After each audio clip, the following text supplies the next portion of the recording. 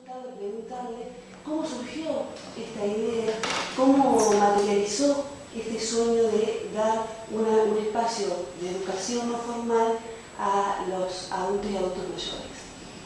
Bueno, la cosa fue de la manera más sencilla. En la Facultad de Ciencias de la Educación yo fui titular de la cátedra de francés, pero esa titularidad en aquellos tiempos implicaba no solamente el dictado de las clases, sino que hacíamos los titulares, que nos gustaba hacer por otra parte, muchísimas traducciones. Y las traducciones eran solicitadas por los distintos profesores o cuando se departamentalizó por los departamentos de la facultad. Traducimos muchísimas cosas. Entre lo que traducíamos para educación continua o permanente, como se llamaba según las épocas, aparecía la existencia de las universidades de la tercera edad en Francia y la creación de ellas por el profesor Pierre Delas. Como el gobierno francés apoyó siempre a los profesores de francés con becas, yo fui distinguida con lo que se llamaban becas de marca, que eran, evidentemente tenían un coste económico superior a la beca común a gente más joven, que se otorgaba a gente que ya tenía una vasta experiencia, que hacía mucho que trabajaba. Y en una de ellas, yo habiendo leído esa existencia, propuse como plan de trabajo ir a conocer las universidades de la tercera edad.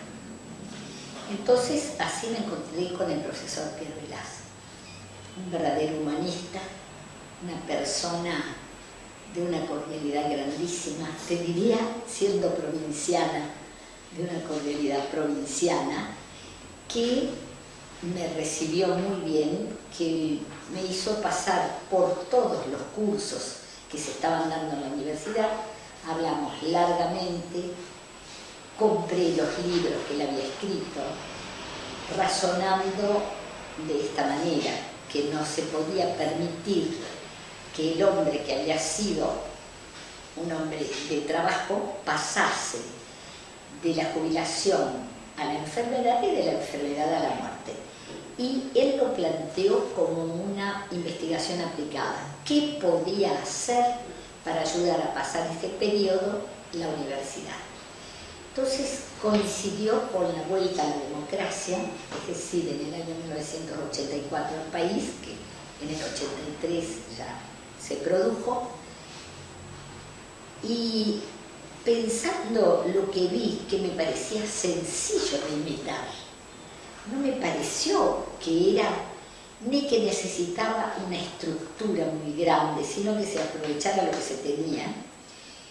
Por otra parte, esta es una ciudad chica, donde uno más o menos conocía a la gente que llegó como rector normalizador, que fue el doctor Eduardo Barcelata, y como decana normalizadora, que fue la doctora Marta Salvías Duranga.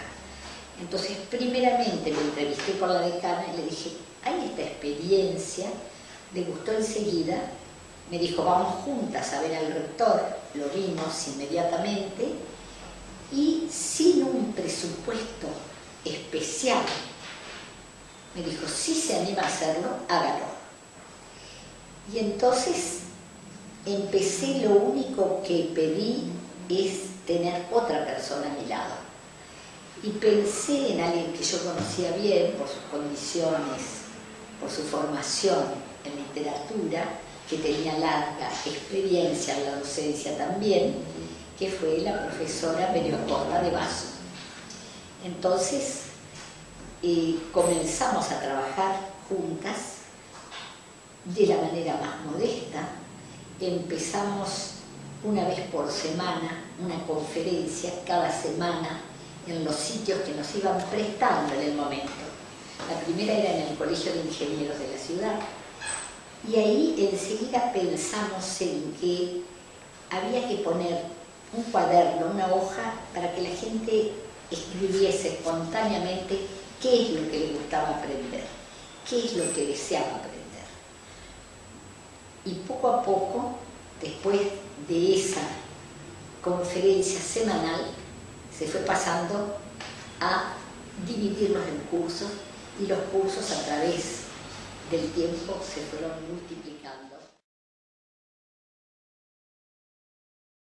Yolanda, usted ve o advierte que es la ventaja, las potencialidades de esta relación entre educación y vejez. Me parece que es casi, te diría, inútil relacionar las dos, porque va de suyo. Si la educación no se termina nunca, y uno lo ve hasta en la más pequeña de las cosas, sigue a lo largo de toda la vida. Que se haya abierto de una manera especial a los años largos que la gente está viviendo, me parece que ayuda muchísimo, mucho más de lo que se aprecia en general.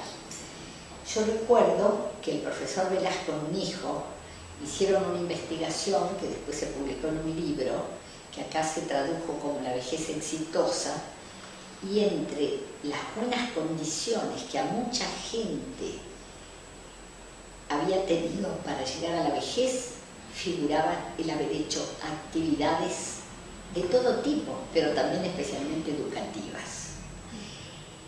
Y según cómo se organizan las cosas, se pueden orientar hacia el conocimiento de lo que hay que hacer para envejecer bien, desde el punto de vista físico, espiritual, moral, hasta darles una manera de pasar el ocio y el tiempo libre diferente.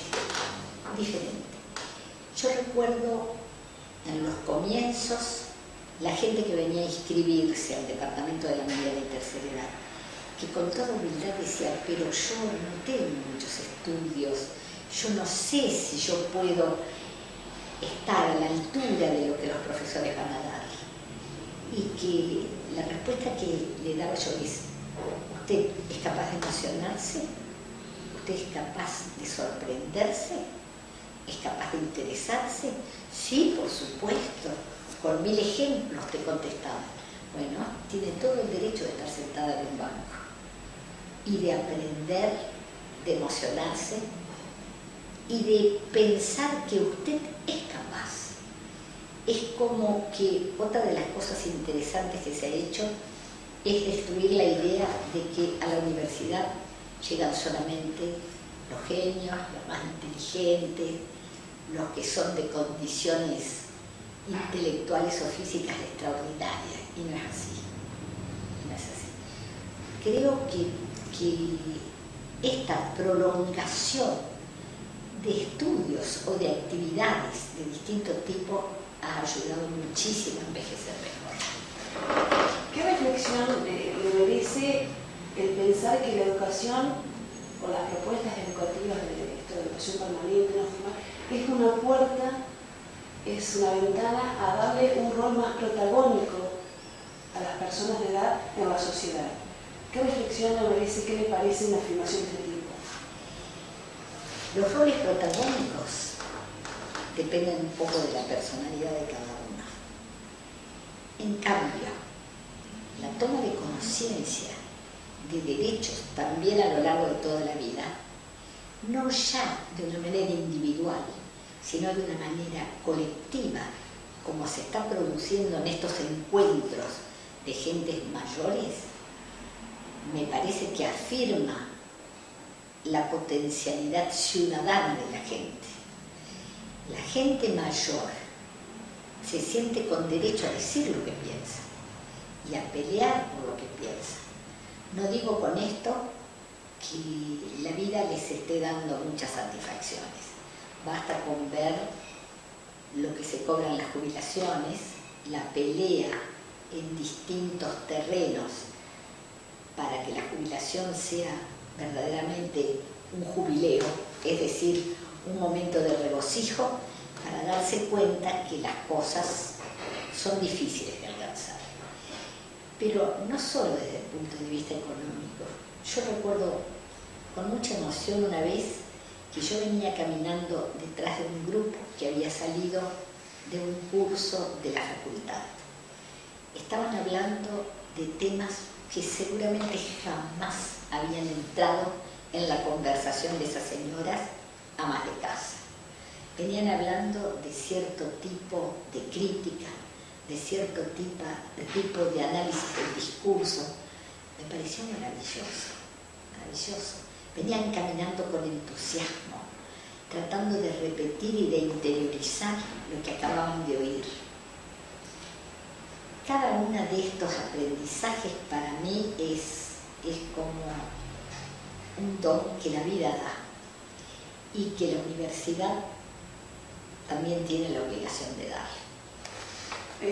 Finalmente, Yolanda, y aprovechando la mirada crítica que le ha dado abrir estos espacios, transitarlos, sostenerlos, le voy a pedir que dé un mensaje un mensaje para todas aquellas personas que están trabajando en espacios vinculadas a las personas mayores y vinculadas especialmente a lo que es la educación. Lo que yo pienso es que, en principio, no hay que infantilizar, porque sepa menos que el profesor que tiene una formación y que está ofreciendo, no tiene que tratar como inferior al que está escuchando o aprendiendo. Y las exigencias, evidentemente estoy hablando de lenguajes claros y de ideas bien expuestas y bien expresadas, pero no pensar que usted tiene que disminuir la posibilidad de hacer pensar a la gente mayor. Los profesores o los que están a cargo tienen que hacer un equilibrio, no tanta cosa solamente divertida, creativa, recreativa, física, sino también alimentar lo que ayuda a vivir un poco, que es la posibilidad de acceder a los conocimientos. Estos días he leído varias veces ya el discurso de Vargas Llosa, y se piense lo que se piense de su posición política, de sus ideas, de lo que fuere. Veía lo que significó para un hombre el leer a los grandes escritores, lo expresa también. Tal vez mi simpatía viene porque los que primero lo llevaron a esos conocimientos fueron muchos de los que yo también tuve que estudiar, muchos de los escritores franceses. Pero eso revela que aún en una ciudad chica, en una condición de relativa pobreza y de aislamiento, es posible alimentar el espíritu, es posible, y eso ayuda a pasar un poco las penas que también la edad trae aparejada, porque cuando hablamos de la vejez hablamos también de un periodo de pérdidas, de periodos de disminución, de sentidos. Ya no es lo mismo para algunos leer como antes, oír como antes, desplazarse como antes, pero a la universidad y a estos cursos se les ofrece la ocasión única de ayudarles a llenar esos huecos y esas deficiencias con otras cosas que compensen la deficiencia. Bueno, Yolanda, muchísimas gracias por su tiempo. Al contrario.